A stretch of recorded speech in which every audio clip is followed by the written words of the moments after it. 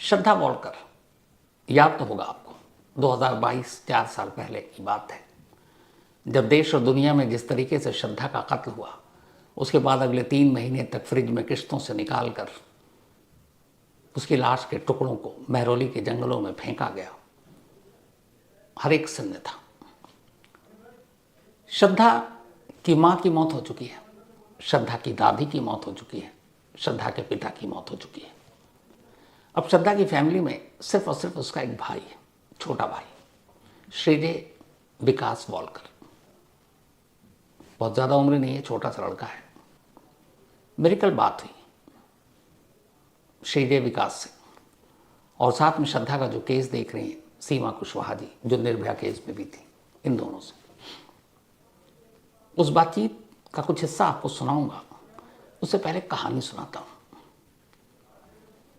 पिछले 3 सालों से ये मामला कोर्ट में है, फास्ट ट्रैक कोर्ट में, और 2022 में श्रद्धा की मौत हुई थी। नवंबर में यह खुलासा हुआ था, तो लगभग 3.5 साल पकड़ कर चलिए।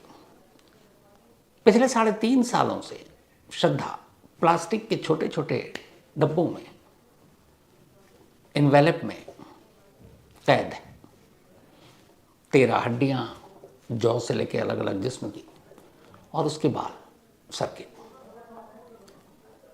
अब तक करीब 30 से ज़्यादा बार उन प्लास्टिक के डब्बों को महरौली पुलिस स्टेशन से, चूंकि वही ज्यूरिसडिक्शन में आता है, साकेत कोर्ट में ले जाया जाता है, जिसमें श्रद्धा समाई हुई है उन प्लास्टिक के बॉक्स में, और वहाँ ले जाकर रखा जाता है। डे टू डे हेयरिंग है, हर दिन सुनवाई हो रही है। तो जब भी विटनेस से या क्रॉस एग्जामिनेशन कुछ भी होता है, तो फिर ये बताया जाता है कि भाई महरौली के जंगलों से हमने ये हड्डियाँ मिली थी श्रद्धा के नाम पर 13। तो फिर बाकायदा उन बॉक्सेस को खोला जाता है, दिखाया जाता है कि ये डीएनए से मैच किया, ये श्रद्धा की ही मतलब अस्थियाँ या हड्डियाँ हैं। और फिर कोर्ट के सामने वकील खुद आफ्ताब पूनावाला बैठा होता है। पहले श्रद्धा के पिता विकास वॉलकर और अब उनका भाई। पहले कभी वो कोर्ट जाता नहीं था, लेकिन अब चूंकि परिवार में कोई है नहीं, पिता केस लड़ रहे थे, वो भी इस दुनिया से चले गए। आखिरी ख्वाहिश मन में लिए कि काश उनके रहते हुए बेटी का अंतिम संस्कार कर सके। ये ख्वाहिश उनकी पूरी नहीं हुई। अब वो अधूरा काम बेटा कर रहा है, श्रीजय विकास। तो अब जब जब मौका मिलता है वो मुंबई से दिल्ली आता है इस केस की सुनवाई में। तो जब कोर्ट रूम के अंदर सुनवाई होती है, तो वो एक एविडेंस के तौर पर, एक केस प्रॉपर्टी के तौर पर उस बॉक्सेस को खोला जाता है, और फिर उन बॉक्सेस से साफ दिखाई देता है श्रद्धा के सर के बाल, उसके जौ, बाकी हड्डियाँ। अब सोचिए, एक भाई वहाँ बैठा हुआ, उससे पहले पिता बैठा करते थे, और कई सुनवाई में वो बॉक्सेस आता है, खोला जाता है, और वो बैठकर देख रहा है, और फिर ये सोच रहा है कि 3.5 साल हो गए और तो कुछ बचा नहीं, पूरा परिवार खो गया, लेकिन अपनी बहन का अंतिम संस्कार नहीं कर पा रहा। ये जो एक केस प्रॉपर्टी के नाम पर जज्बात के साथ खेला जा रहा है, मालखाने में पड़ी हुई है श्रद्धा। जब तक अब कोर्ट का फैसला होगा नहीं, ये मिलेगा नहीं, और जब तक मिलेगा नहीं तब तक सुकून नहीं मिलेगा श्रद्धा के घर वालों को। तो ऐसा क्यों? आपको याद होगा फास्ट ट्रैक कोर्ट बनाया गया था, फिर भी इतना लेट, और एक परिवार इंतज़ार कर रहा है। और इस कहानी का एक दूसरा पहलू ये है कि जिस शख्स ने बेदर्दी से श्रद्धा का कत्ल किया, किश्तों में 3 महीने तक फ्रिज में रखकर उसकी लाश के टुकड़ों को फेंकता रहा, वो इन 3-3.5 सालों से तिहाड़ जेल में बंद है। और न सिर्फ बंद है, बल्कि आराम से तिहाड़ के अंदर रहते हुए पढ़ाई कर रहा है, ओपन यूनिवर्सिटी से। वो भी एमए का एग्ज़ाम दे रहा है, हायर एजुकेशन। और कमाल ये देखिए हमारे पूरे सिस्टम का कि 20 जुलाई को उसका एग्ज़ाम था, और 20 जुलाई को कोर्ट में सुनवाई भी थी। वकील ने एक अर्जी दी कि भाई हमारे मौक्किल का इम्तिहान है, हायर एजुकेशन की पढ़ाई कर रहा है, तो आज की ये सुनवाई टाल दी जाए, क्योंकि इम्तिहान ज़्यादा ज़रूरी है। कोर्ट ने टाल दी, 20 जुलाई को सुनवाई ही नहीं हुई। और उस दिन श्रद्धा का भाई मुंबई से स्पेशली यहाँ आया था। तो एक तरफ केस लंबा खींच रहा है, एक तरफ श्रद्धा प्लास्टिक के बॉक्सेस में कैद मालखाने में बंद है, और दूसरी तरफ जिसने श्रद्धा को इस बेरहमी से मारा वो आराम से जेल में बैठकर हायर एजुकेशन एमए की पढ़ाई कर रहा है, एग्जाम दे रहा है। क्या कहेंगे इसे आप? 2022 की बात थी और ये केस क्यों यहां अब तक कैसा है, श्रद्धा के भाई ने क्या कहा, वो बताऊं आपको। पहले इस केस और इसकी फास्ट ट्रैक कोर्ट की सुस्त रफ्तारी की कहानी सुना देता हूं। 12 नवंबर 2022 वो तारीख थी जब पहली बार यह खुलासा हुआ कि मुंबई की एक लड़की श्रद्धा को दिल्ली में मारा गया। कातिल का नाम आफ्ताब पूनावाला। कत्ल तो उसने मई में ही कर दिया था 2022 में, लेकिन खुलासा नवंबर में हुआ था। जून, जुलाई, अगस्त, सितंबर, अक्टूबर, नवंबर। फिर पुलिस को काफ़ी मशक्क़त करनी पड़ी। महरौली के जंगलों से वो हड्डियाँ बरामद हुई, डीएनए हुआ, मैच हुआ, पता चला श्रद्धा का है। इसके बाद 24 जनवरी 2023 को 24 जैन 2023 को पुलिस ने इस मामले में पहली बार चार्जशीट दाखिल की। 24 जनवरी 2023। 9 मई 2023 को चार्ज फ्रेम हुआ, मतलब जो पुलिस ने चार्जेस लगाया अदालत ने कहा इनमें से कुछ है कुछ नहीं, उसमें भी वक्त लग गया। चार्ज फ्रेम करने के बाद 1 महीने तक और भी वक्त निकल गया बिना मुकदमे की सुनवाई के। फिर 1 जून 2023 से श्रद्धा मर्डर केस का ट्रायल शुरू हुआ फास्ट ट्रैक कोर्ट में, क्योंकि तब वादा किया गया था। फास्ट ट्रैक कोर्ट में 1 जून 2023 को यह मुकदमा शुरू हुआ। पहले 2 साल ये मुकदमा यूं ही चलता रहा, कभी डेट है कभी नहीं है, 200 से ज़्यादा विटनेस थे, चलता रहा मामला। 2 साल बाद जाकर कहीं यह ख्याल आया कि नहीं, इसकी हियरिंग एक टाइम फ्रेम में होनी चाहिए, तो डे टू डे करते हैं। तो डे टू डे सुनवाई होने लगी। लेकिन डे टू डे सुनवाई कैसे होती है? कोर्ट ने तय किया कि श्रद्धा केस में हर दिन दोपहर 2 से शाम 4 के बीच में सुनवाई होगी। 2 से 4 यानी 2 घंटे दिए गए। फिर भी ठीक है, हालांकि गवाह बहुत ज़्यादा है। तो अब सुनवाई शुरू हुई। लेकिन देखिए यहीं पे कानून के दावपेच और खेल, जो केस कैसे डिले किया जाता है, ये बेस्ट एग्जाम्पल है केस सीखने और समझने के लिए। सामने वाले यानी कि आफ्ताब के वकील को भी पता है कि ये 2 घंटे की सुनवाई होगी डेली, दोपहर 2 से 4। अब फास्ट ट्रैक कोर्ट के फैसले लेने में या फैसला आने में देरी कैसे कराएं? तो वकीलों ने यह किया कि 2 बजे ठीक जज साहब तो बैठ जाती हैं। आफ्ताब के वकील टाइम पर कोर्ट नहीं पहुंचते, कभी 15 मिनट लेट, कभी आधा घंटा लेट, कई बार 45 मिनट लेट। अब फिक्स है कि 2 घंटा, 2 घंटे से ज़्यादा सुनवाई नहीं होगी। 2 बजे शुरू होगी, 4 बजे ख़त्म। अब अगर आप 15 मिनट, आधा घंटा या 45 मिनट लेट कोर्ट में पहुंच रहे हैं तो फिर इसका मतलब क्या हुआ? अगर 45 मिनट लेट हुए तो फिर उस दिन सिर्फ 1.25 घंटे, आधा घंटा लेट मतलब 1.5 घंटे, 15 मिनट लेट मतलब 1.25 घंटे की सुनवाई। ये टैक्टिस केस को डिले करने की। लेकिन बार बार जब हुआ, 90% से ज़्यादा दिनों में यही हुआ, तो फिर श्रद्धा के वकील ने आपत्ति की। कोर्ट के सामने कहा कि ये जानबूझकर लेट कर रहे हैं और डेट पर सुनवाई शुरू होती है। फास्ट ट्रैक कोर्ट है, 2 घंटे का ही वक्त है। कोर्ट ने इस पर कहा भी सामने वाले वकील से कि आप ये गलत कर रहे हैं। लेकिन कोर्ट भी क्या करे? ये नहीं कह सकती कि आप अगर लेट आ रहे हैं तो हम सुनवाई शुरू कर देंगे। क्यों? ये हो सकता है ना कि गुस्से में कह दिया जाए भाई आप आओ मत आओ, हम तो 2 बजे सुनवाई शुरू कर देंगे। शायद सामने वाला वकील भी ये चाहता कि उनके बिना ही कोर्ट में सुनवाई शुरू हो जाए। इसका क्या फ़ायदा होगा? जब ये फैसला आएगा और उसके बाद ये ऊपरी अदालत में जाएंगे तो वहाँ आफ्ताब का वकील ये कह सकता है कि हमें निचली अदालत में हमारी बात रखने का मौका ही नहीं मिला। कई ऐसी सुनवाई हुई जिसमें हमें सुना ही नहीं गया, क्योंकि हमारी गैर हाजिरी में ही सारे केस को निपटा दिया गया। तो फिर ऊपरी अदालत क्या करेगी? वही कि नहीं ये गलत सही कह रहा है, फिर से जाओ निचली अदालत में। तो और टाइम खरीद लिया आपने। कानून की बड़ी बारीकियाँ हैं। तो अब कोर्ट मजबूर है कि ये भी नहीं कह सकता कि भैया अगर आप वक्त में नहीं आओगे तो हम आपके बिना सुनवाई करेंगे, क्योंकि मालूम है इसका फ़ायदा ऊपरी कोर्ट में मिलेगा और इसीलिए वो फ़ायदा उठा रहे हैं। चलिए ये तो एक तरफ। कमाल तो आफ्ताब पूनावाला का भी है। जेल में बंद है, अचानक उसे अब ख्याल आया कि चलो कुछ पढ़ाई लिखाई करते हैं। हालांकि पता नहीं वो एमए या फिर बाकी चीज़ करके क्या करेगा, क्योंकि जिस तरीके के दावे वादे दिल्ली पुलिस ने किया है या जिस तरीके के चार्जेस हैं, चार्जशीट है, उसमें यह है कि रेयरेस्ट ऑफ रेयर केस की कैटेगरी में आएगा और इसमें कम से कम सजाए मौत है।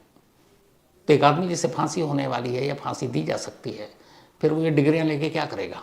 लेकिन खैर, चूँकि हमारा संविधान, हमारा कानून ऐसा है ही है, तो इजाज़त भी देता है कि जब तक गिल्टी प्रूव ना हो जाए तब तक आप उसको गुनहगार नहीं मान सकते, तो तब तक वो सारी चीज़ें कर सकता है। तो आफ्ताब पूनावाला अब कैसे फास्ट ट्रैक कोर्ट के इस पूरे कार्रवाई को डिले कर रहा है? बेस्ट एग्जाम्पल अभी दिया। 20 जुलाई को एक पेपर था, उसने कहा कि आज कोर्ट नहीं आ सकते क्योंकि हमारा एग्ज़ाम है। अब एमए का एग्ज़ाम एक दिन तो होगा नहीं, कई दिनों में होगा, तो हर दिन उसको उतने दिन, अगर मान लीजिए 5 पेपर हैं तो 5 दिन की तो छुट्टी हो गई। एक बार उसने कहा मेरे दांत में दर्द है, मुझे डेंटिस्ट को दिखाना है, इसलिए आज हम कोर्ट में नहीं आ सकते। कोर्ट ने एक्सेप्ट किया, क्योंकि उसका राइट था, कहा गया। एक बार उसने कहा मुझे एंग्जाइटी हो रही, घबराहट हो रही है, मैं आज कोर्ट नहीं आ सकता, मुझे डॉक्टर को दिखाना है। जेल वाले भी घबराए, पता नहीं सो कुछ हो गया तो हमारी नौकरी चली जाएगी। डॉक्टर को दिखाया गया, कोर्ट नहीं गया। ये 3 तो वो हैं जो सामने आए मामले, बाकी पिछले 2-3 सालों में और कितने ऐसे बहाने हुए नहीं मालूम। तो ये छोटी छोटी चीज़ें सारी डिले करते गए। 215-20 गवाह थे, पूरी अभी गवाही नहीं हुई। इंपॉर्टेंट गवाही तो हुई नहीं, जिन डॉक्टरों ने डीएनए किया, जिससे पता चला कि ये श्रद्धा की हड्डियाँ हैं, वो आईओ जिन्होंने पूरे केस की जांच की। तो अभी इंपॉर्टेंट गवाहियाँ बाकी हैं। 20 जुलाई को जब ये हियरिंग नहीं हुई, तब श्रद्धा के भाई ने बाकायदा हाई कोर्ट में अर्जी लगाई कि आप फास्ट ट्रैक कोर्ट को एक आदेश दें कि भाई इस केस का जल्दी निपटारा कर दें, ताकि हम अपनी बहन का अंतिम संस्कार तो कर सकें। हाई कोर्ट ने कहा कि नहीं, अब तो daily day to day hearing हो रही है, तो हम कोई ऐसा आदेश पास नहीं करेंगे। हाँ, वो जल्दी कर देंगे तो फिर उसके बाद तो अंतिम संस्कार के लिए आपको वो श्रद्धा की जो हड्डियाँ वो मिल जाएंगी। तो हाई कोर्ट ने भी नहीं किया। अब डे टू डे चल रहा मामला हियरिंग, उधर दूसरी तरफ से वकील उसको टालने की कोशिश कर रहे हैं, और इधर एक परिवार परेशान है। परिवार के नाम पर इकलौता भाई तो बचा है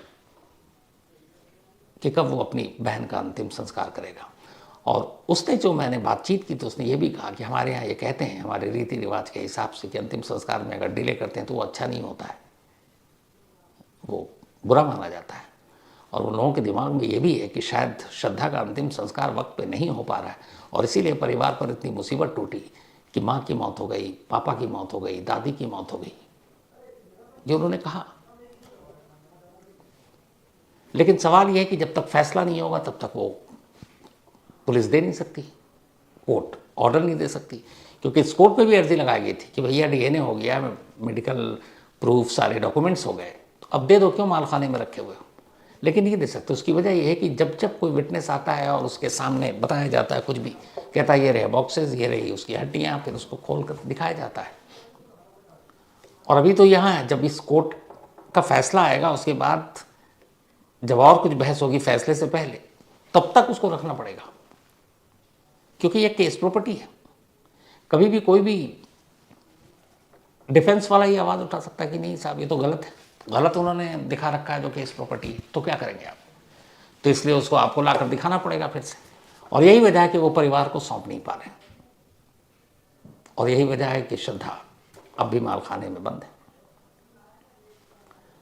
3 साल से ऊपर हो चुका फास्ट ट्रैक कोर्ट को, फैसला नहीं आया, और अब इसके बाद हाई कोर्ट है, फिर सुप्रीम कोर्ट है।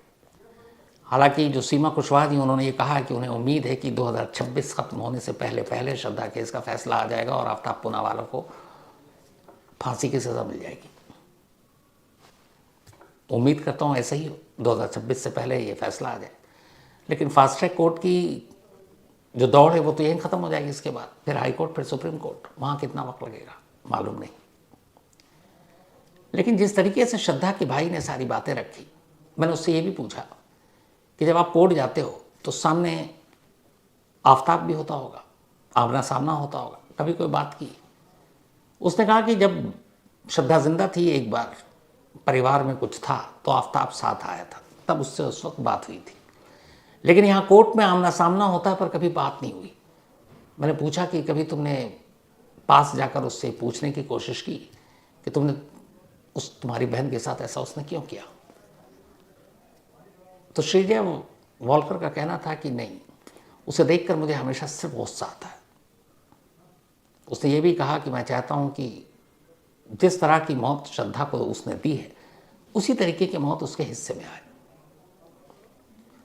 तो श्रद्धा के भाई और श्रद्धा केस को जो लड़ रही हैं उनके वकील, इन दोनों ने क्या कहा है, मैं चाहता हूँ बारी बारी से आपको इन दोनों को सुनाऊं। तो इनको सुनिए और देखिए कि कैसे एक परिवार को, मतलब मौत के बाद का इंतज़ार है ये। मौत तो बहुत पहले हो चुकी है, पर जब तक अंतिम संस्कार नहीं होगा वो पूरा तो होगा नहीं।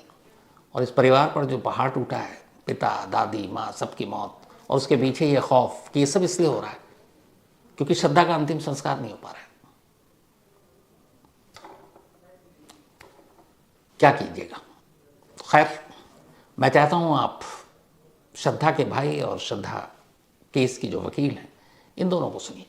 3 साल से ज्यादा हो चुके हैं और अभी तक कुछ ज्यादा प्रोग्रेस ऐसा लग रहा नहीं है, क्योंकि जिस गति से ये चल रहा है केस, उस गति से तो बहुत सबको दिक्कत दे रहा है ये।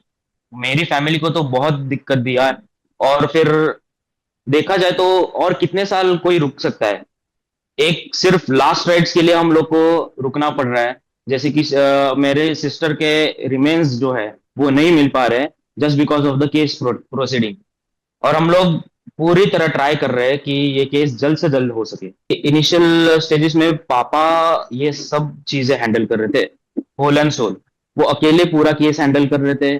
और इनिशियल स्टेजेस पे तो मेरा स्टडी चल रहा था, तो मुझे इन सब चीजों से बाहर रखा गया था, जस्ट बिकॉज मुझे स्टडीज पे फोकस कर पाए। तो स्टार्टिंग में तो पापा ने यही बोल के रखा था कि हम लोग जल्द से जल्द करवाएंगे। और जैसे कि जब रिमेन्स मिले तभी लास्ट राइट्स हो पाए। बट वही चीज अभी कितना साल लगा रही है, 3 साल प्लस हो गए और अभी तक वो मिल नहीं पाया। और जैसे मैंने पापा की बात ध्यान में अभी भी रखी है कि वो लास्ट राइट्स बोन्स के बिना तो हो नहीं पाएगा, और शास्त्रों के हिसाब से भी वो गलत है। जी, मुझे तो यही बुरा लग रहा है कि हर बार इतने टाइम ये केस प्रॉपर्टी जो बोन्स और बाकी सब है, ये सामने खोली जा रही है। और मतलब विटनेसेस के सामने ये बयान दे रहे हैं और ये सब प्रोसेस हो रहा है। तो मुझे यही लग रहा है कि ये और कितना टाइम लेगा, और कितने टाइम खोला जाएगा ये। जब श्रद्धा के बॉन्स खोले जाते हैं, उस बेटी के वो बाल जो घने से जो बाल हैं, वो जो लिटरली बता रही हूँ, एज ए ह्यूमन बीइंग ना, अंदर से ना मतलब एक कहा जाता है ना कि ये कलेजा कांपता है कि जो बेटी किस चीज में लेके आते हैं सीमा जी? वो बॉक्सेस हैं, प्लास्टिक के बॉक्सेस हैं, उसमें प्लास्टिक के बॉक्सेस? हाँ बॉक्सेस हैं, बॉक्सेस के अंदर भी जो पॉलीथिन है उसमें रख करके वो बॉन्स है, वो एनवेलप में, कागज के एनवेलप, उनके कागज के एनवेलप के बाद ऊपर से बॉक्स में कवर कर रखा है। 18 ऑफ मई 2022 में श्रद्धा का मर्डर किया गया है, वो डेट है। उसके बाद से अगर हम जोड़ेंगे तो ऑलमोस्ट 4 साल हमारे कंप्लीट हो चुके हैं, कंप्लीट हुई हो गए। उसके बाद इन्वेस्टिगेशन हुआ। इन्वेस्टिगेशन जनरली चार्जशीट फाइल करने का जो टाइम पीरियड होता है 90 डेज होता है, इसमें थोड़ा ज्यादा टाइम लगा। उसके पीछे रीजन ये भी था कि श्रद्धा के जो बॉन्स हैं, जिस तरीके से उसने पीसेस करके उनकी बॉडी को डिस्पर्स किया महरौली के जंगलों में, तो ढूंढने में ही काफी समय लगा। और उसके बाद जब चार्जशीट फाइल हुई है, तो चार्जशीट फाइल हुई है 24/1/2023 को, जनवरी में फाइल हुई है। और माना यह जाता है कि जिस दिन से चार्जशीट फाइल हुई उसी दिन से हमारा ट्रायल जो शुरू हो जाता है, तब से ये हमारा मैटर ट्रायल पर है 2023 से लेकर के 3 साल हो गए। हमें लग रहा था कि 1 साल या फिर उससे भी कम समय में होना चाहिए था, बट ये 3 साल और प्लस हो चुका है और अभी तक मेजर ऐसा कोई अचीवमेंट हुआ नहीं है ये केस में एज सच, क्योंकि केस फाइल अभी तक पूरा कंप्लीट हुआ नहीं। और केस फाइल कंप्लीट होने के बाद उसके बाद आर्ग्यूमेंट्स पे चला जाएगा, तो देखा जाए तो और कितना टाइम लगेगा कुछ आइडिया नहीं है। और बहुत महीने तो लग सकते हैं, मुझे आगे का टाइम तो पता नहीं कितना और लग सकता है। 20 जुलाई को कोर्ट हियरिंग थी, डे टू डे बेसिस से 20 को चालू हो रही थी, 20 ऑफ जुलाई को। और उसी दिन अक्यूज ने एप्लीकेशन दिया था हायर स्टडीज के एग्जाम्स के लिए, और उसी के कारण वो डेट कैंसिल करवाई गई थी और 21 को रखा गया था। तो ये सब ऐसी चीजें हैं, जैसे कि आपने बोला, एग्जाम्स के लिए या फिर डेंटल हो या फिर कोई भी लीजर रीजन हो, तो उस कारण ये उसको मतलब ये नहीं देना चाहिए, छूट नहीं देनी चाहिए हर एक चीज को लेकर, क्योंकि ये बहुत सीवियर केस है। बहुत जनों को मतलब इससे तकलीफ हो रही है और ये इतना लाइटली ले रहे हैं, और मतलब इसी कारण की वजह से डिले हो रहा है ये केस। क्रिमिनल जस्टिस सिस्टम में हम क्रिमिनल्स के लिए बैठे हुए हैं। आपने जो श्री विकास वालकर जी से सवाल किया, जो कि अकेला ये बेटा है उस परिवार में जो अब अपनी सिस्टर के लिए फाइट कर रहे हैं, कि एक अपराधी जिसने इतना हीनियस क्राइम किया, हम जानते हैं कि जब तक किसी को कोई इनोसेंट कंसीडर करती है कोर्ट या हमारा सिस्टम, जब तक उसका कन्विक्शन नहीं हो जाता तब तक अनटिल प्रूवन गिल्टी वाला कॉन्सेप्ट चलता है कि वो इनोसेंट हम कंसीडर करेंगे। लेकिन ये हेयर लाइन तो आपको खींचनी पड़ेगी ना कि आप कितना उसके लिए लीनियंसी दिखाएंगे, कितना आप लिबरल हो जाएंगे। आप उसको एग्जाम देने के लिए परमिट कर रहे हैं, टीथ के ट्रीटमेंट के लिए आप परमिट कर रहे हैं, आप उसके एंजाइटी, वो बता रहा है कि उसको एंजाइटी इश्यूज हैं तो आप उसको परमिट कर रहे हैं, हर चीज के लिए आप परमिट कर रहे हैं। तो क्या आफ्ताब पूनावाला के साथ भी आमना सामना हुआ? हर बार हुआ है, मतलब मैं जब भी गया हूँ हर बार हुआ है। रेयरली ऐसा हुआ है कि अक्यूज्ड अटेंड नहीं कर पाए फॉर सिक्योरिटी रीजंस और अदर रीजंस, या मोस्टली तो हुआ है। कभी कोई ऐसा मौका जब कोई बातचीत की हो या उसने कभी सॉरी या पछतावा कुछ बोला आपसे? बिल्कुल भी नहीं। उसके चेहरे पर एक्सप्रेशंस पछतावे की या फिर बुरा लगने की कि फैमिली किस दौर से गुजर रही है, ऐसा कुछ भी उसके चेहरे पर नहीं लग रहा था। उल्टा वो कोर्ट में तो मतलब आराम से बैठा हुआ था, जैसे कि हम लोग दोस्तों के साथ बैठते हैं और बातचीत करते, वैसे ही लग रहा था वो। उसको कुछ टेंशन नहीं है कि उसने क्या किया है, उसको कुछ आइडिया ही नहीं। ऐसा वो बर्ताव करता है कभी भी। इससे पहले कभी मुंबई में जब श्रद्धा थी तब आपकी कभी आफ्ताब से इस केस से पहले मुलाकात हुई थी? नहीं।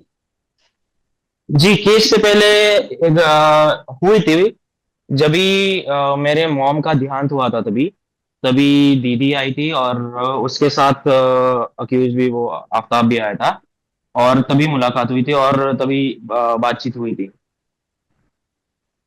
आपने आफ्ताब से तो बात नहीं, कभी कोशिश की थी कोर्ट में पूछने की तुमने ऐसा क्यों किया, या कभी लगा कि जाकर पूछना चाहिए? कोर्ट में तो मुझे कभी भी ऐसा लगा नहीं, क्योंकि मुझे उसका चेहरा देख के बहुत गुस्सा आता था और मैं कुछ मतलब उससे बात करने के हालात में ही नहीं था। एक बार ऐसा माहौल बना कि एज ए कंप्लेनेंट एडवोकेट और जज साहब हम लोग आमने सामने थे। उसमें मेरी रिक्वेस्ट ये थी कि फर्स्ट लाइन जो है, फर्स्ट रो है, वो एडवोकेट्स के लिए रिजर्व है। Accused Aftab Poonawalla parallelly advocate के बैठ रहा है फ्रंट पर। हमारा ऑब्जेक्शन ये था। बाद में उस हमारे तो जज ने क्या कहा, कोर्ट ने क्या कहा? आगे तो कोर्ट ने यही कहा कि हम कंटेम्प्ट में, अगर आप बार बार हमें इरिटेट करेंगी, इससे क्या प्रॉब्लम है, अल्टिल प्रूवन गिल्टी का कॉन्सेप्ट है, तब तक हम इनोसेंट कंसीडर करके चलते हैं, तो डेफिनेटली आप करिए, लेकिन हेयर लाइन आपको खींचनी पड़ेगी। अगर वो अनटिल प्रूवन गिल्टी, तो फिर आप उसको फ्री मूव करने के लिए परमिशन दे दीजिए, उसको बेल ग्रांट कर दीजिए, उसको जेल से बाहर, जब वो पनिशमेंट उसका होगा तब आकर के जेल भेज देंगे। राइट, फिर तो यही इंटरप्रिटेशन होगी सर उसकी। प्रोसीडिंग 1 साल में हमारे 134 विटनेस इसमें एग्जामिन हुए। 2024 के बाद से प्रोसीडिंग हमारी स्लो हुई और हमारे सिर्फ 35 विटनेस एग्जामिन हुए 2 साल में। अभी क्या है कि जब ये मैटर थोड़ा सा, आप लोगों ने, जब मीडिया में ये चीजें आती हैं कि उस बेटी का जो बॉडी पार्ट्स हैं, जो रिमेन्स है, वो केस प्रॉपर्टी है इस केस में, और जब तक इस केस प्रॉपर्टी के रूप में उनकी जो रिमेन्स हैं उनको रिलीज नहीं किया जाएगा, तब तक उनके लास्ट राइट को परफॉर्म नहीं कर सकती फैमिली। और वो तब तक रिलीज नहीं किए जा सकते हैं, दिए जा सकते हैं फैमिली को, जब तक ये ट्रायल कंक्लूड नहीं हो जाएगा। क्योंकि ड्यूरिंग फाइनल आर्गुमेंट, ड्यूरिंग जो भी एविडेंसेस चल रहे हैं, जो क्रॉस हो रहा है, उसमें भी बॉडी पार्ट्स को खोला जाता है, दिखाया जाता है कि ये इतने जो बोन्स थे ये बरामद हुए, ये हेयर है श्रद्धा के, ये उनका जॉ लाइन है, ये सब। कितनी बार अब तक की इस हियरिंग में इस बॉडी पार्ट्स को कोर्ट के सामने पेश किया गया, खोला गया, दिखाया गया, रफली आइडिया? देखिए, एक रफली आइडिया तो मैं ये कहूंगी समझर कि जो रिलेवेंट उसमें एग्जिबिट है, विटनेसेस जो रिलेवेंट विटनेस है, जैसे आयो जिन्होंने रिकवर्ड किया, जैसे फैमिली मेंबर्स जो कंप्लेनेंट हमारे श्री विकास भाई साहब जो हमारे बीच नहीं है, वो उन्होंने, उनके सामने वो बोन्स बरामद हुए, जैसे श्री जय विकास फॉलकर जो कि ब्रदर ऑफ डिसीज्ड है, श्रद्धा के ब्रदर हैं। तो जितने लोग इसमें, जो एफएसएल की टीम है जिसमें जो जिन्होंने डीएनए टेस्ट किया है, जो एग्जामिन किया है, और इसमें जो भी पुलिस ऑफिसर से लेकर के फॉरेंसिक की टीम, इन सभी के जो उस बॉडी पार्ट्स के, उन रिमेन्स के जो भी विटनेसेस हैं, जब बरामदगी हुई वहां पर, जब जिन्होंने कलेक्ट किया है, जिन्होंने उसको एग्जामिन किया है, तो आप मान के चलिए कि मल्टीपल टाइम्स, आप कितना भी कहेंगे तो मैं कहूंगी कि कम से कम इसमें 30 टाइम्स से एबव भी जा सकते हैं। एक चीज जानना चाहता हूँ, मैं आपसे और बाकी लोग भी जानना चाहते हैं। एक केस प्रॉपर्टी, ये हम सब जानते होता है जब तक कोर्ट का फैसला नहीं आया, लेकिन एक ह्यूमन रिमेन्स, एक लाश, उसकी हड्डियां वो भी नहीं मतलब हैं, उसका डीएनए हो गया, उसके सारे रिपोर्ट्स आ गए, ठीक है, और बाकायदा वो सारी चीजें अब हैं, पेपर पे भी है, तो फिर उसको मालखाने में या केस प्रॉपर्टी कहकर रखना और फैमिली को ना देना ताकि वो लास्ट राइट ना कर सकें, ये क्या सही है? क्योंकि आपके पास बाकी दस्तावेज, फॉरेंसिक रिपोर्ट, डीएनए की रिपोर्ट्स, डॉक्टरों की रिपोर्ट, सब कुछ तो है, उस रिपोर्ट पे भी आगे कार्रवाई हो सकती है। बिल्कुल, देखिए डॉक्यूमेंट्री एविडेंस ना बहुत रिलेवेंसी रखते हैं हमारे किसी भी केस में, लेकिन वो जो डॉक्यूमेंट्री एविडेंस है और उस पार्ट को जिसको डॉक्टर ने एग्जामिन किया है, जिसको कलेक्ट किया गया है किसी आई विटनेस के सामने, उस पर्टिकुलर रिमेन को, तो फिर उस विटनेस को जब एग्जामिन किया जा रहा है तो उसको वो बॉडी पार्ट्स दिखाए जाते हैं, वो बार बार खोले जाते हैं कोर्ट रूम के सामने कि यही वो तेरा जो है वॉन्स थी, ये कलेक्ट किए गए थे, ये कहाँ से मिली थी, किस जगह से मिली थी, ये मेहरौली की जंगल। तो ये सारी चीजें, तो जितने भी विटनेसेस उन वॉन्स से रिलेटेड है, रिलेवेंट है, तो वो तब तक नहीं दिया जा सकता है, क्योंकि इसमें क्या होगा, अगर सपोज दैट कोर्ट इसमें रिलीज कर भी देती, हमने जो कि एप्लीकेशन लगाई थी, मेरे एप्लीकेशन का पर्पज शुरुआत में ही जब हमारा ट्रायल शुरू हुआ था कि ये ट्रायल हमारा फास्ट ट्रैक कोर्ट हो, स्पीडी ट्रायल हो, जिससे हम अपनी बेटी श्रद्धा की जो लास्ट राइट है उनको परफॉर्म कर सकें। भाई साहब विकास जी की तरफ से हमने ये एप्लीकेशन मूव की थी, तो कोर्ट ने उसको स्पीडी भी किया, बाद में ये डिले होता चला गया, लेकिन कोर्ट ने ये भी कहा कि हम रिलीज कर देते हैं इसको, लेकिन जो विटनेसेस बचे हुए हैं, वो विटनेसेस के जो एविडेंसेस है, जो उनके बयान है, जो उनका क्रॉस है, उस पर डिफेंस को बेनिफिट मिलेगा फिर कि सपोज दैट इसमें जो आयो है, इन्वेस्टिगेशन ऑफिसर है, अगर वो इन्वेस्टिगेशन ऑफिसर ये नहीं दिखा पा रहे कि यही वो वॉन्स है, तो फिर वो कैसे प्रूफ कर पाएंगे? तो जब तक बिल्कुल। सारे विटनेसेस क्रॉस नहीं हो एविडेंस नहीं हो जाते, वो एग्जामिन नहीं हो जाते, इवन की ड्यूरिंग फाइनल आर्ग्यूमेंट भी इस बॉडी पार्ट्स को फिर से ओपन किया जाएगा कोर्ट रूम में, क्योंकि पापा तो यही चाहते थे कि जैसा अक्यूज आफ्ताब ने दीदी के साथ किया था वैसा ही उसके साथ हो, जो कि एक एग्जाम्पल सेट हो जाए कि कोई भी हिम्मत ना कर पाए ऐसा कोई हमारी बहनों के साथ बुरा करने में। और मुझे भी यही लगता है कि उसको डेथ पेनल्टी तो मिनिमम होनी ही चाहिए और जल्द से जल्द होनी चाहिए। मैं फैसला 100% हमारे फेवर में होगा और इस अपराधी को सजा मिलेगी। मैं जितना इस चीज को लेकर के कॉन्फिडेंट हूँ कि इसको इस साल पनिशमेंट ये ट्रायल कंक्लूड होगा, उतना ही मैं इस चीज को लेकर के कॉन्फिडेंट हूँ कि हमारी जो रिक्वायरमेंट है उसके अकॉर्डिंगली इसने जो क्राइम किया है, हीनियस क्राइम किया है, ये रेयरेस्ट ऑफ रेयर कैटेगरी का केस है, तो डेफिनेटली ये एज पर अगर मेरिट जाया जाएगा तो डेथ पेनल्टी से तो कम नहीं होना चाहिए, किसी भी हाल में नहीं होना चाहिए। तो सुना आपने इन दोनों को, मतलब कमाल है हमारे देश में भी कि एक तरफ फैसला देरी से और दूसरी तरफ उसी फैसले की वजह से श्रद्धा एक मालखाने में प्लास्टिक के बक्से में बंद पिछले 3.5 साल से अंतिम संस्कार के इंतजार में। तो आज बस इतना ही। अब और कहानी के बाद में देहरादून की बात करेंगे। बात 3 मई 2019 की है, 3 मई 2019। 2019 को सुबह सुबह एक पुलिस स्टेशन में मुंबई के एक कांस्टेबल के पास फोन आता है। थाने की घंटी बजी, उसने उठाया। दिलीप धूमल उनका नाम था। सामने से किसी ने फोन करके कहा कि साहब यहाँ पर एक पब्लिक टॉयलेट है और उसके बाहर एक शख्स खून से लथपथ पड़ा हुआ है। तो ये इलाका था शिवाजी नगर का, और शिवाजी नगर के अंदर भी ये जो एरिया था वो घाट कोपर मानखुर्द लिंक रोड। तो पुलिस की टीम को जैसी ये खबर मिलती है, पुलिस की टीम उस पब्लिक टॉयलेट के पास पहुंचती है। वहां देखती है कि एक शख्स बुरी तरह लहूलुहान, सर पे उसके गहरे जख्म, किसी ने देख कर ही लग रहा था वजनी पत्थर से उसके सर पे हमला किया है। फौरन उसे गाड़ी में बिठाकर अस्पताल ले जाया जाता है, नज़दीक के सरकारी अस्पताल, लेकिन डॉक्टर देखते ही उसे मुर्दा करार दे देते हैं। अब पुलिस की नज़र में ये एक मर्डर केस था। उस लाश में जो कपड़े थे उसकी तलाशी ली गई, लेकिन कोई ऐसी उसके बारे में जानकारी नहीं मिल पाई। सब कुछ पैंट की जेबें खाली, शर्ट खाली, कोई ऐसा क्रू नहीं जिससे उसकी शिनाख्त हो सके। अब पुलिस वापस मौके पर पहुंचती है और जिस पब्लिक टॉयलेट के पास ये लाश मिली थी वहाँ पता करती है कि कौन कौन, और ये सुबह सुबह का वक्त था, करीब 6:30 बजे थे।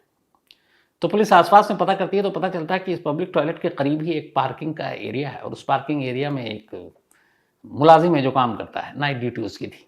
पुलिस उसके पास पहुंचती है इस उम्मीद से कि कुछ बताएगा। उम्मीद से ज़्यादा बढ़कर पुलिस को पता चला कि ये तो चश्मदीद है। उसने बताया कि साहब सुबह करीब 5 बजे का वक्त था और मैं चूँकि ड्यूटी पे था पार्किंग के, तो मैं टहल रहा था। सुबह सुबह इतना काम होता नहीं। तभी मैंने देखा कि 2 शख्स एक आदमी से लड़ रहे हैं और उन दोनों में से एक ने एक को थप्पड़ मारा। फिर मैंने देखा कि उसने भी हाथापाई करने की, अपने आप को बचाने की कोशिश की। तभी उन्होंने वजनी पत्थर से उसके सर पे मारा ज़ोर से और फिर उसके जेब से उन्होंने पर्स वर्स सब निकाले और भाग गए दौड़कर। बोला मैं दूर से देख रहा था और मैं डर भी गया, वो 2 थे, मैं अकेला, तो मैं बीच बचाव भी नहीं कर सकता था। लेकिन जब वो भाग गए तो फिर मैं वहाँ पहुँचा तो देखा कि मैंने ये तो जान नहीं है इसके अंदर, जब मर चुका है। तब मैंने आपको कॉल किया। अब उस विटनेस से ये पता चल गया कि 2 लोग थे। पुलिस ने आसपास के इलाके को खंगाला, 2019 की बात है ये। तो ये पता चला कि बहुत सारे ऐसे नशेड़ी और ये सारे लोग उस एरिया में घूमते हैं। तो तफ्तीश करते करते पुलिस के अपने मुखबिरों से पता चला कि 2 लोग उस एरिया में उस रात घूम रहे थे और उन दोनों, एक का नाम इसमें था शफीउल्लाह कुरैशी और दूसरे का नाम नियाज अहमद चौधरी उर्फ गांजा। तो इन दोनों की उम्र यही कोई 20, 22, 23 साल रही होगी। दोनों को जब पुलिस ने पकड़ा तो उन्होंने कहा हमने इसके पैसे वैसे जेब से निकाले थे और वो हमसे लड़ पड़ा, हमें लूटने नहीं दे रहा था तो हमने उसको पत्थर से मार डाला। पुलिस ने पूरी पूछताछ के लिए पता इनकी कोई दुश्मनी नहीं है, पता चला ये सिर्फ एक लूटपाट का वाकया था। वो लूट रहे थे और वो विरोध कर रहा था, उसी चक्कर में मर गया। अब यहाँ से ये केस एक अजीब रुख लेती है। मतलब आमतौर पे कत्ल के केस में ये होता है कि पुलिस को लाश मिलती है, फिर कातिल को ढूंढा जाता है और उसके बाद उठाकर चार्जशीट तैयार होती है, अदालत में केस पहुंच जाता है। यहाँ पुलिस के पास लाश भी है, यहाँ पुलिस के पास दोनों कातिल भी हैं, कत्ल की वजह भी है, लेकिन सबसे इंपॉर्टेंट चीज़ नहीं है और वो ये कि कत्ल जिसका हुआ वो कौन है। अब जब दोनों कातिल से पूछा गया कि तुम ये बताओ कि ये कौन है जिसको मारा, तो उसने कहा साहब हमें तो कुछ पता नहीं, हम तो नशे में इधर से गुजर रहे थे, ये मिल गया, हमने कहा इससे कुछ लूट लेते हैं और उसी लूटपाट के दौरान हाथापाई में वो हमसे मारा गया, तो हम उसे नहीं जानते। अच्छा, पुलिस ने उसको हर तरीके से दोनों को खंगाल लिया, पता चला कि वाकई वो दोनों सच बोल रहे हैं, नहीं जानते। अब पुलिस के पास कोई ऐसा क्लू नहीं जिससे वो उस मरने वाले शख्स की जानकारी निकाल सके कि यह है कौन। अब कपड़े वपड़े के अंदर कुछ था नहीं। पुलिस ने फोटो वोटो खींचा, उसके बाद तभी बॉडी पे जब नज़र गई तो पुलिस ने देखा कि उसकी एक उंगली पर एक स्याही के निशान है और वो निशान ठीक वैसे ही होते हैं जैसे हम लोग इलेक्शन के दौरान वोट डालते हैं तो दोबारा वोट न देने चले जाएं तो वो स्याही लगाई जाती है उंगली पर। बहुत सारे लोग ऐसे फ़ोटो भी खिंचाते हैं। हालांकि एक दौर में ये था कि स्याही का भी तोड़ था, आज भी है, कि आपको स्याही लगा दी गई, उसके बाद आप उसको बाहर आकर मिटा दीजिए, फिर दोबारा आप वोट दे आइए।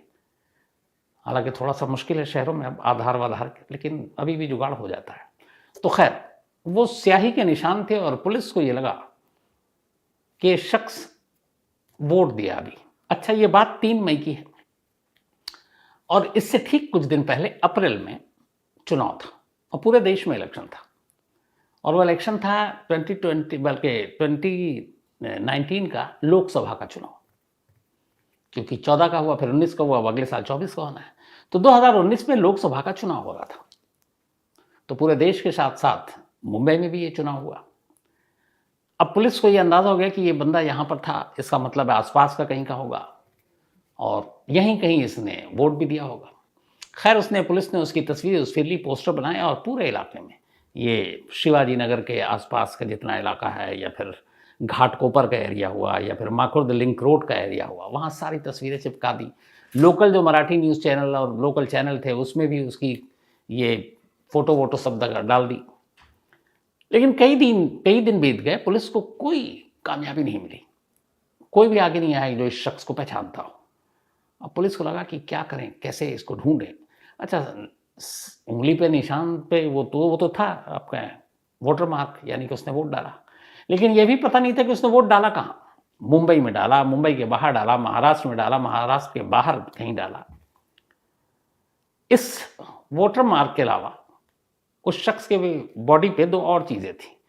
एक, उसकी बॉडी पे लिखा हुआ था, उसने गुदवा रखा था बी, और दूसरा था के, बी एंड के कैपिटल। अब पुलिस को लगा कि ये दोनों उसके नाम के भी होंगे, तो बी और के नाम से भी पता करना शुरू किया। कोई जानकारी नहीं मिली, कोई फायदा नहीं। तो ना स्याही काम आ रहा है, ना ये बी के काम आ रहा है। अब अजीब उलझन ये है कि पुलिस के पास लाश भी है, कातिल भी है, लेकिन जो मरा है उसकी असलियत नहीं पता। उसके घर वाले, उसका कोई रिश्तेदार, दोस्त, जानकार कैसे मिले। तब जब ये मसला आला पुलिस अफसरों तक पहुंचा तो उन्होंने कहा ये बड़ा ही अजीब और विचित्र सा केस है, लेकिन सुलझाना तो है, क्योंकि आगे चलकर कोर्ट में भी जब ये जाएगा तो जो मरा है कम से कम उसकी तरफ से जो लोग हैं, परिवार और ये लोग, वो भी तो आगे आएंगे केस के दौरान में। तो कैसे ढूंढा जाए। तो बीके का वो डाला, फोटो डाला, कोई कामयाबी नहीं मिली। टैटू जो गोते हैं उससे पूरे आसपास के शिवाजी नगर के टैटू आर्टिस्ट से बात हुई कि भाई कौन गुदवा सकता है। जितने भी मिले दर्जनों, उन्होंने कहा नहीं, हमने नहीं किया, ये हमारे हाथ का नहीं है। तो अब हर तरफ से हार कर पुलिस को लगा कि यार अब एक ही चीज़ बची है, और वो है ये वोट डालने वाला निशान, यानी उसकी उंगली पर स्याही के मार्क। अब पुलिस ने कहा कि ढूंढना तो है, तो लगो भाई। तो सबसे पहले कहाँ, अब चूंकि ये जिस एरिया में इसकी लाश मिली थी, तो सबसे पहले घाटकोपर और उसके इर्द गिर्द का ही ढूंढा जाए।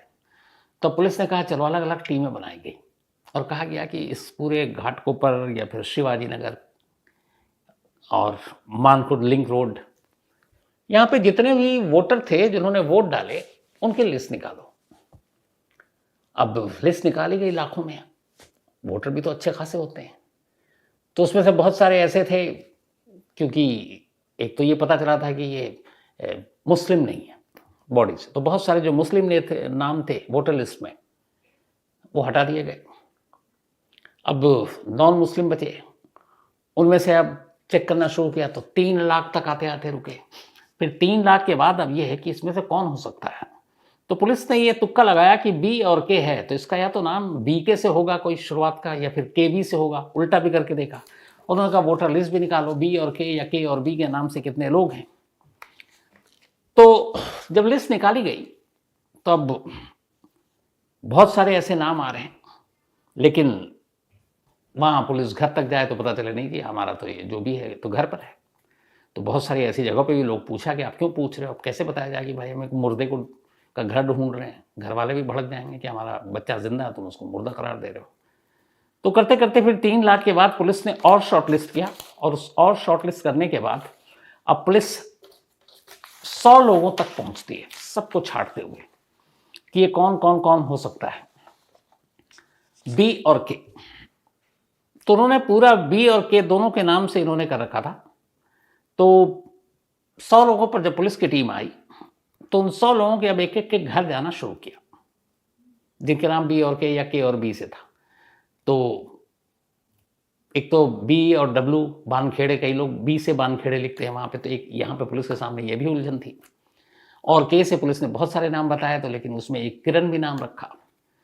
तो पुलिस ने कहा कि हो सकता है ये बानखेड़े हो और वानखेड़े की जगह बी से लिखा हो। तो ऐसे करते करते 100 लोगों की जब लिस्ट तैयार हुई और आखिर में उन 100 लोगों के घर अलग अलग पुलिस की टीम को भेजने का फैसला लिया गया, तो कई घर होते होते अब भी लग रहा था कि पुलिस को कोई उम्मीद नज़र नहीं आ रही थी। अब कुछ ही घर बचे थे, 100 में से भी 70-80 पार हो चुके थे। सभी के घर में या तो किसी घर में इस उम्र का कोई मर्द नहीं था, लड़के नहीं थे, या फिर वो घर पर ही थे, सही सलामत थे। तभी पुलिस की टीम एक रोज़ एक घर पहुँचती है और वहाँ एक लेडी थी। पुलिस उससे जाती है। अच्छा, पुलिस के पास वो तस्वीर भी थी लाश की, चेहरा तो उसमें ठीक ठाक थोड़ा था ही था, तो पोस्टर वाली तस्वीर भी थी। तो पुलिस एक घर में पहुंचती है। जब वो उस घर में पहुंचती है तो वो लेडी से पूछती है कि आपका कोई बेटा, कोई पति? तो कहती है हाँ जी, हमारा एक बेटा है, उसका नाम है किरण वानखेड़े, KW। तो उसने कहा ब्लॉक कहाँ है? तो उसने कहा साहब वो करीब 20-25 दिन से गायब है। तो पुलिस ने कहा पहले भी गायब होता? उसने कहा नहीं। उसने कहा कि अब इधर हुआ है, मतलब पहली बार इतने दिनों से घर नहीं आया। फिर पुलिस ने तस्वीर दिखाई। जैसे ही तस्वीर दिखाई उस लेडी ने पहचान लिया। अब वो चूंकि तस्वीर ऐसी थी कि उसमें आंखें बंद, ये तो पता चल जाएगा ये लाश की तस्वीर है। वो बेचारी रोने लगी दहाड़े मारकर। उसने कहा ये तो मेरा बेटा किरण है। तब पुलिस ने उससे फिर पूछा कि आपके बेटे का नाम किरण वानखेड़े है? तो उसने कहा नहीं, हमारा वानखेड़े नहीं है, ना वानखेड़े है, वो किरण कुछ और नाम बताया। तो उसने कहा लेकिन उसने हाथ पे अपने ये बी और के गुदवा रखा, तो इसका क्या मतलब हुआ? तो उसने कहा असल में किरण इसका नाम है और इसकी एक गर्लफ्रेंड है जिसका नाम बी से शुरू होता है। तो ये उसकी दोस्त, उसकी गर्लफ्रेंड का नाम था बी, जो उसने अपने नाम के साथ गुदवा रखा था हाथ पे। और इस कन्फ्यूज़न में पुलिस बहुत दिनों तक परेशान रही कि के और बी उसका फुल फॉर्म है, क्या है। लेकिन उस लेडी तक पहुंचने के बाद फिर ये कहानी खुली कि उसका नाम किरण वानखेड़े है और वो बी असल में उसकी गर्लफ्रेंड का नाम था। खैर, इसके बाद अब पुलिस इस केस को तैयार करती है, चार्जशीट तैयार करती है, सारी फॉरेंसिक एविडेंस और ये, क्योंकि इसमें कुछ नहीं था। उसके बाद ये मामला सेशन कोर्ट में जाता है। उधर से वकील दोनों के आते हैं, 2020 में कहते हैं कि ये कहानी पे खड़ा किया गया केस, इसलिए हमारे मौकिल को जमानत दे दें। लेकिन एक पार्किंग वाला विटनेस और फिर ये सारी चीज़ें जो एक एक करके सबूत जुटाए गए। फिर पुलिस ने उस रात के जो इलेक्ट्रॉनिक एविडेंस थे वो जुटाए, वो दोनों मौके पर थे। तो उन सारी चीज़ों को करके लोअर कोर्ट ने उनको बेल देने से मना कर दिया। उन्होंने बॉम्बे हाई कोर्ट पहुँचे, बॉम्बे हाई कोर्ट ने भी बेल देने से मना कर दिया। और आज की कहानी ये है कि आज भी ये दोनों जेल में हैं। 19 का ये केस है, 4 साल हो चुके हैं, लेकिन अभी लोअर कोर्ट यानी सेशन कोर्ट का फैसला नहीं आया और इस फैसले के बाद फिर हाई कोर्ट हो जाएंगे। तो 4 साल हो चुके हैं, लेकिन पुलिस ने ऐसा पुख्ता केस खड़ा किया कि अभी भी दोनों जेल के अंदर हैं बिना बेल के, इन्हें जमानत नहीं मिली। तो ये थी आज की कहानी।